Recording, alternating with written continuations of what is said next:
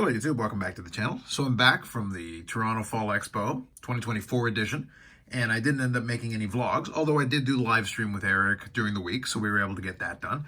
But I wasn't really able to capture too much footage. I spent a lot of the time kind of just chatting with folks. So I don't know if you can hear my voice is a little bit strained at the moment, but I should be able to finish and go through some of these. So I figured what I'll do with this video is I'll just go through some of the pickups. Actually, one of them is actually a mail day, which will include it as part of it. So I did have that in the mail, which is another addition to it. And then I'll actually spend the rest of the time talking through some of the stories and a couple of the things related to it when we record the podcast. So we'll record the podcast on Monday. That should drop on Tuesday.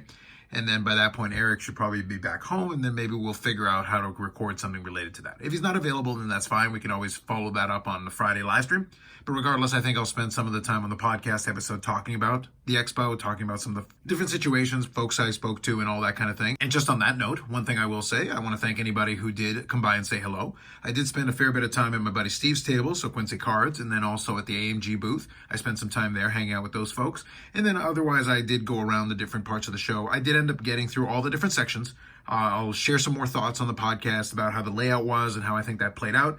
And I did get a couple of cards submitted for the on-site grading, as well as through a regular grading submission. And I'll give a little bit of insight on that because I do have those cards and I can kind of show them off a little bit and talk about the thought process in terms of getting those cards for on-site grading. So with that said, I'll save a little bit of those details for the podcast episode, so that'll be forthcoming. And also I did notice over the weekend that a lot of folks ended up checking out the 3.75 million 7980 O-Pee-Chee case video. So it actually did pretty well over the weekend. So nonetheless, I guess it was a good opportunity without those additional videos on the channel. So I guess thanks to anybody who checked out the video and gave it some engagement. Now, without further ado, let me go through a couple of these cards. I'll give a little background where it's applicable. First one here is actually from the mail. And this is from one of the recent sets. I want to say, what is it? Yeah, this is Series 1. So this is the holotypes. And that's kind of a hologram background for Jason Robertson. That's actually just a cool looking card. So now that I'm back, I'll be able to take a couple of images of some of these pickups for Instagram. So I'll be able to showcase some of these cards. So I'll try to see if I can capture this because you can see the NHL shield on the back there with the hologram. That's just a nice looking card. That's actually really cool. And that came in the mail. These next couple of cards were gifted to me. So Eric actually was able to find a Not Swell Fella card. So he did present me with this one. And Eric got himself a couple of nice cards as well. So again, I'll share a little bit more on the podcast if Eric is on. Otherwise, we'll do it on the Friday live stream. But we got a Not Swell Fella card here. Nice die cut card. One of those predictor cards from the 90s. We do appreciate those. Then Paul had a nice thoughtful group of cards that actually fit a bit of a theme. So first one here is a UD game jersey of Marian Hossa, who was one of the player PCs that I used to collect back in the day. So I'll add it in the pile of those cards. So I still have those. We'll add this one to it. Then we'll add this one, which is kind of neat. So this is Bat Kings from Donruss. It's an Edwin Encarnacion. So I'm a Jays fan, and this was one of the teams that I really enjoyed watching. So you got a bat piece to go along with it. So that's actually pretty sweet. Game used material on that one. Very cool. And then last and certainly not least, from the 2020-2021 Upper Deck Extended Series, this is a Future Impact from UD3. So inside of this set, you have this subsets. It's similar to Chronicles in that way. You have different sets represented. And for Extended, they included a UD3 die cut kind of version. So you do have some pretty nice shine on that. Jake Ottinger. And that is numbered to 100. So thank you, Paul. Bro appreciation in the whole bit. Definitely some cool cards, and I'll throw those into the various boxes with the collections so that they can all be in the same place, and we add a couple of nice cards. And otherwise, I appreciate the conversations and a lot of hanging out with Paul as well as other folks, which again, we'll talk a little bit more about during the podcast. Now, in a separate video, once I get a little bit more of my voice back, I'll also have a separate one because I did have a couple of wrestling card pickups. So that'll be on the wrestling card channel. We'll do that wrestling stuff separately. Now, the remainder of this mail day is going to be stuff that I picked up at Expo for the Medano collection, and we'll do a little update to the Medano count for the video. So first one here I actually found in a bargain box, and I did mention that on the live that I was able to look through it and we were able to come to a fairly reasonable deal. I'll go into a little bit more detail again. I think I mentioned on the live, but I'll talk about it again on the podcast. But this one is the out of 10 for SPX Excitement, 2003-2004 SPX. So that is number to 10. That's a nice one to add. So that's the toughest one for the rainbow because for this year they didn't have any one-of-ones. I believe I'm missing the one in the middle. I think the out of 50. So once I get my hands on that, I'll have a little mini 3-card rainbow. Next one here is 2008-2009 SPX Hockey Winning Materials. This is the Jersey Auto. And that is numbered to 25. And we do have a little multicolored jersey piece here. So it has the Radiance. Very cool. And then this one I was able to pick up from my buddy Steve. This is from 2021-2022 SP Game Used, and it is the gold patch out of 5. So it's a premium patch. So you can see for the size of the window, that's actually a pretty nice patch, and it is numbered to 5. So that's another one off of this checklist because I've grabbed a bunch of these different cars over the years.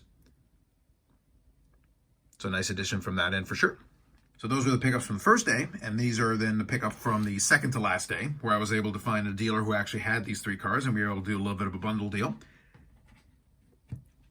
And the first card for that is 2008-2009 O-Pee-Chee Hockey. So it's a retro kind of design, 7980 design.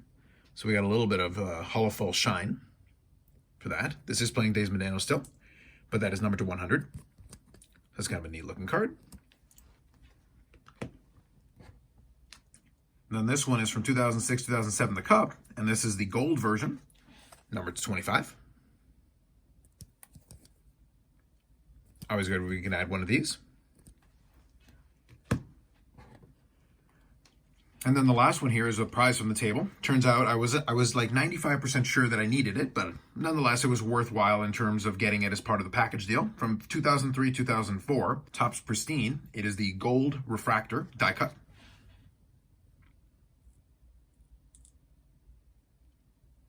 That is very nice. It's got some great shine to it as well. And that is numbered to 33. So that right there is a great addition. So I think we'll put that one here. Let's do a couple of these Medano cards. We'll have that for gold. Here's a little gold theme. Out of 25 for gold. And then let's do the gold patch piece as well. So there you go. 3 kind of goldish cards. A little bit of a theme going on with that. So what we'll do is we'll finish up this one with a little bit of an update to the Medano count. So in total, I ended up adding 6 new Medanos. So that puts me at 2,706 different Medano cards, with 1 additional autograph, making it 338, and then 2 memorabilia cards, making it 661. So it's been a little while since I added any Medano cards to the collection. It's been a little bit tough, been a little bit picky. And one other thing that I'll add, again, I'll talk about it more on the podcast episode, I did add a couple of cards, during the Expo week, but one of them was on ComC and the other one was on eBay. And I did, I think, show one of them during the live stream that I did with Eric. So we'll see if I manage to remember, and I will try to include the ComC one as well during kind of my recap on the podcast.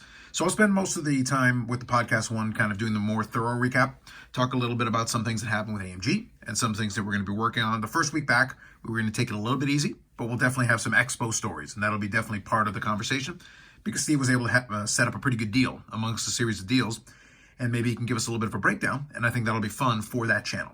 But otherwise for this one, that'll be it for this one. Just want to do the pickups first, and then on the Wrestling channel, we'll do a little bit of that pertaining to those cards.